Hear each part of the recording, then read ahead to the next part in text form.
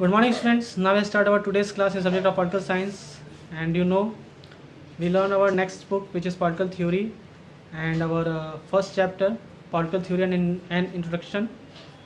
And now we start our today's topic, which is putting particle theory to practice.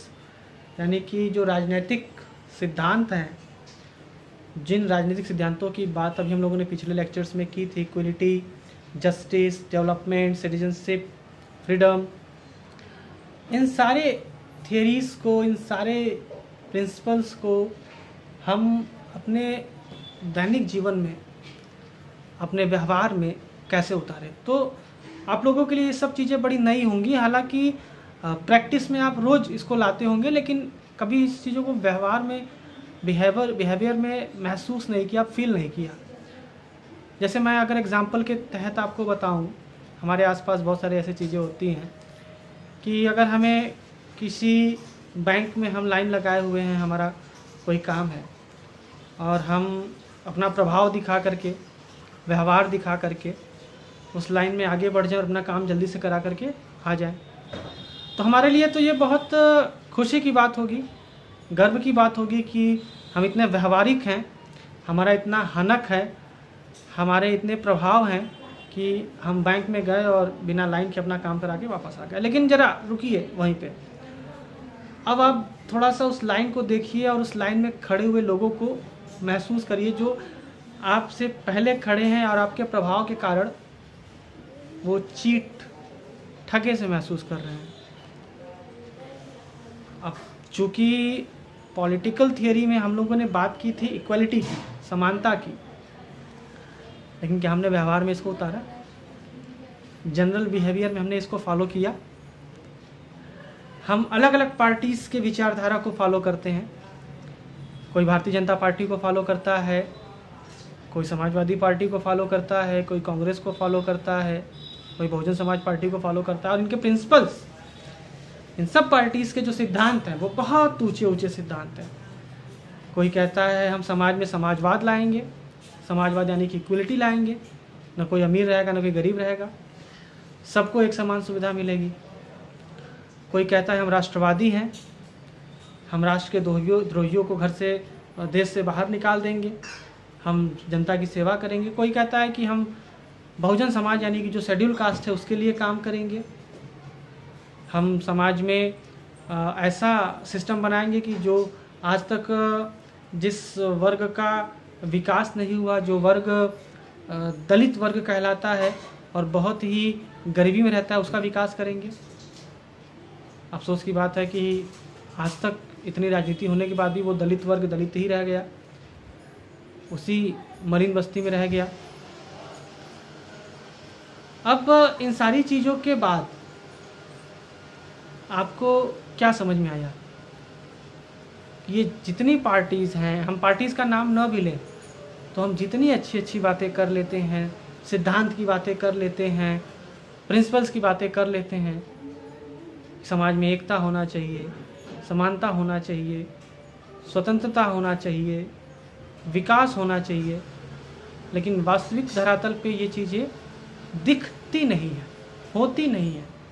तो यही हमारा topic है कि इन राजनीतिक जो सिद्धांत हैं इनको हम व्यवहार में कैसे उतारें, कैसे स्वीकार करें। और as a political science student हमारी जिम्मेदारी तो ज़्यादा बढ़ जाती है ना, क्योंकि अगर दूसरे स्टूडेंट से बात करें तो वो मैथ के ट्रायंगल को समझता होगा, वो बायोलॉजी के फ्लावर्स को डीप में समझता होगा, प्लांट्स को समझता होगा, वो बिजनेस स्टडी के बिजनेस ट्रिक्स को समझता होगा। तो हम अगर इन चीज़ों को समझ रहे हैं जो सबसे इम्पॉर्टेंट हैं एज अ बिहेवियरियल, तो हमारी जिम्मेदारी ज़्यादा बन जाती है कि हम इन चीज़ों को अपने डेली लाइफ के प्रैक्टिस में उतारें। पॉलिटिकल साइंस में एक चीज़ और है कि अनदर सब्जेक्ट्स में जो वर्ड होते हैं उनके एग्जैक्ट मीनिंग्स होते हैं, लेकिन हमारे यहाँ बहुत बड़े मीनिंग्स, उसके अपने अपने अर्थ निकल जाते हैं। समानता को ही लीजिए, इक्वलिटी को, सब लोग इक्वलिटी को अपने हिसाब से मेज़र कर लेता है, फ्रीडम को अपने हिसाब से मेज़र कर लेता है। बहुत सारे हम आजकल आप देखिए टेक्निक का ज़माना है, ऐप्स का ज़माना है, बहुत सारे ऐप्स में यूट्यूब की चर्चा करें तो जिन कंटेंट को वो बना रहे हैं वो उनके लिए फ्रीडम है, जबकि उसी कंटेंट को दूसरे लोग देखें तो उनके लिए राइट्स ऑफ वायलेशन हो गया, उनके अधिकारों का उल्लंघन। तो इस प्रकार से मैं एक एग्जांपल दिया कि पॉलिटिकल साइंस के जो वर्ड्स हैं वो बहुत ही डीप मीनिंग्स लिए हुए हैं। उन डीप मीनिंग्स को, हालांकि अर्थ तो एक ही है, लेकिन लोगों ने अपने हिसाब से उसको रख लिया है। जैसे समानता का एग्जांपल मैंने दिया, तो हमारे लिए समानता हो जाएगा कि हम ठीक ढंग से एजुकेशन हासिल कर लें, जहाँ पे एजुकेशन ले रहे हैं वहाँ पे हमें प्रॉपर एजुकेशन मिले, वहाँ पे हमें अच्छे मार्क्स मिले, हमारी मेहनत की कदर की जाए। लेकिन अगर इसी समानता के कंटेंट को आप एक गरीब आदमी के ऊपर रखिए जो कि अपने बच्चे को प्राइमरी तक नहीं भेज पाता, तो आपके राइट्स ऑफ एजुकेशन में और उसके राइट्स ऑफ एजुकेशन में कितना भेद है। आप एक अच्छी शिक्षा प्राप्त कर पा रहे हैं, उसके पीछे कारण क्या है उस पर डिस्कशन नहीं करना है, लेकिन अगर इसी समानता के अधिकार का यूज़ करके हम उस गरीब के बारे में बात करें तो फिर कहीं ना कहीं इनइक्वलिटी हो रही है। तो यही समझाने का प्रयास है और यही हमारा चैप्टर है। हमारा चैप्टर भी हमको यही समझाना चाह रहा है कि जितने भी हमारे पॉलिटिकल थियरीज़ हैं वो सारी की सारी थियरीज़ हमें डेली लाइफ के प्रैक्टिस में इम्प्लीमेंट करना चाहिए, डेली लाइफ में यूज़ हो वो, और सिर्फ हम ना करें बल्कि सारा समाज ऐसा करे। तो ऐसे ही हम राजनीति को शुद्ध कर पाएंगे, सही अर्थ में राजनीति को समझा पाएंगे। अब देखिए कारण ये है इसके पीछे कि इन्हीं फैक्ट्स को, इन्हीं प्रिंसिपल्स को मुद्दे बना करके हम डिसीजन में, इन्हीं फैक्ट्स को मुद्दा बना करके जो डिसीजन मेकर्स होते हैं, जो इंस्टीट्यूशंस होते हैं, हम उन इंस्टीट्यूशंस में अपने रिप्रेजेंटेटिव को भेजते हैं, यानी कि सत्ता देते हैं, ताकत देते हैं।